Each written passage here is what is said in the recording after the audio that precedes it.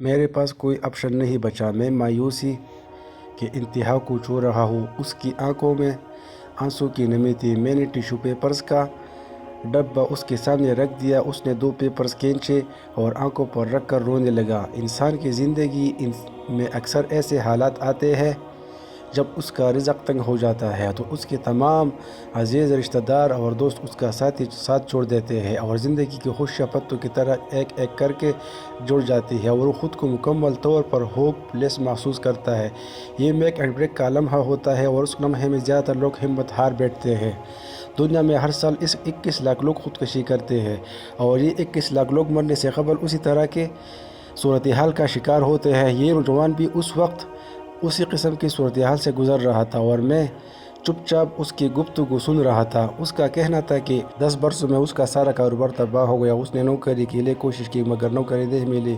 بیوی ناراض ہو کر میکے چلے گئی، بھائیوں نے اپنے دروازے بند کیے، والدین انتقال کر گئے، دوست ساتھ چھوڑ گئے، قرض داروں نے اس کی زندگی عذاب کر دی، اور وہ خود دمے کا مریض ہو گیا۔ اس کا کہنا تھا کہ زندگی اس کے لیے موت سے بدتر ہو چکی ہے، چنانچہ اس نے اب مرنے کا فیصلہ کر لیا ہے۔ میں نے پوچھا، پھر تم میرے پاس کیوں آئی ہو؟ اس نے بتایا وہ مرنے سے پہلے کسی کو اپنا کہانی سنانا چاہتا ہے۔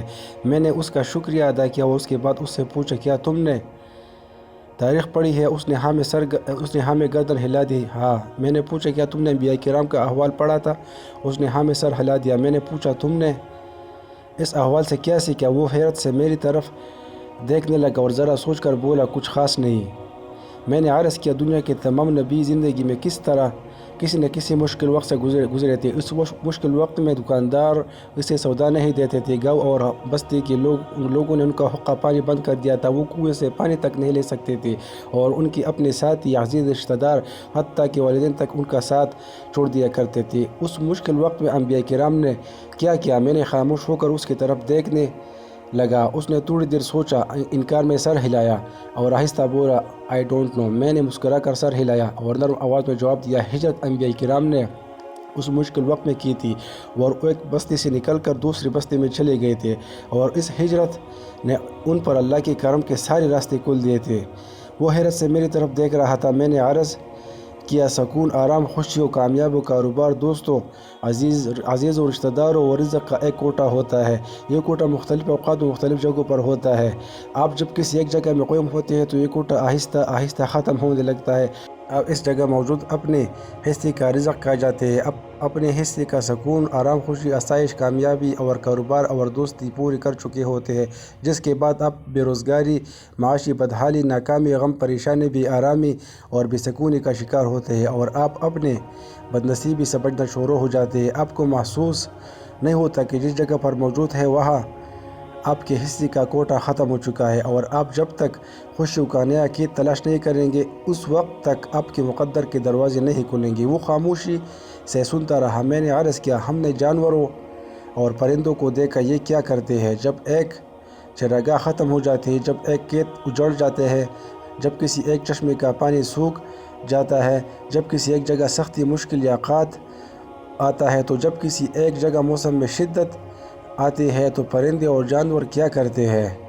آگے کی طرف چل پڑتے ہیں۔ سائبیریا کے پرندے ہزاروں میل کا سفر طے کر کے یورپ، فلپائن اور آسٹریلیا کے ساحلوں پر اتر آتے ہیں۔ منگولیا کی ہرنیں پولینڈ پہنچ جاتی ہیں اور آسام کے شیر مظفر آباد آ جاتے ہیں، کیونکہ یہ زمین سے بہتر سمجھتے ہیں۔ چنانچہ یہ سختی کے زمانوں میں اپنا دیس بدل لیتے ہیں، یہ نئی چراگاہیں اور جنگلوں کو تلاش کرتے ہیں، اور یوں ہی نئی مسرتوں کے نئے خزانوں تک پہنچ جاتے ہیں۔ اسی دوران جب ان کی آبائی دیسوں کے حالات ٹھیک ہو جاتے ہیں، وہاں پر برف پگھل جاتی ہے، قحط ختم ہو جاتی ہے یا بیماریاں ختم ہو جاتی ہیں، تو یہ واپس اپنے ٹھکانوں کی طرف لوٹ جاتے ہیں، اور جو ان کی زندگی بھی قائم رہتی ہے، اور ان پر خوشیوں اور مسرتوں کا سلسلہ بھی کھلا رہتا ہے۔ وہ خاموشی سے سنتا رہا۔ میں نے عرض کیا، دنیا میں 2 قسم کے فلسفے ہوتے ہیں، ایک ہنس کا فلسفہ، دوسرا مرغابی کا زاویہ نظر۔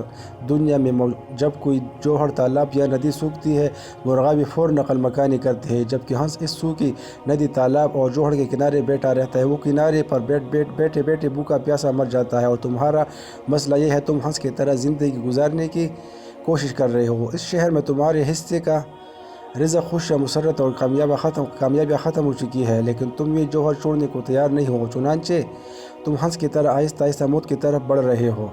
اگر تم نے قدرت کی اتنی واضح سگنل کو نہ سمجھا تو تمہارا حشر ہنس جیسا ہوگا، تم بھی کسی خشک چٹان پر مرے ہوئے پاؤ گے۔ وہ حیرت سے میری طرف دیکھتا رہا۔ میں نے عرض کیا، تم حالات کے جس جبر سے شکوہ کر رہے ہو، تم جسے مایوسی اور بدنصیبی سمجھ رہے ہو، وہ دراصل خوشی اور کامیابیوں کا نیا راستہ ہے۔ یہ قدرت کی طرف سے تبدیلی کی سگنلز ہے، مگر تم ہنس بن کر قدرت کی ان سگنل کو سمجھنے سے انکاری ہو۔ تم یقین کرو، تم ان سگنلز کو انڈرسٹینڈ کرنے میں جتنی تاخیر کرو گے تو تمہارا ڈپریشن میں اتنا ہی اضافہ ہوگا۔ تم اپنے مقدر کے اجڑے ہوئے کھیتوں میں رزق تلاش کر رہے ہو، مگر یہاں سے کچھ نہیں ملے گا۔ چنانچہ جتنی جلدی ہو سکے تم ہجرت کرو تاکہ تم پر مقدر کے نئے دروازے کھل جائیں۔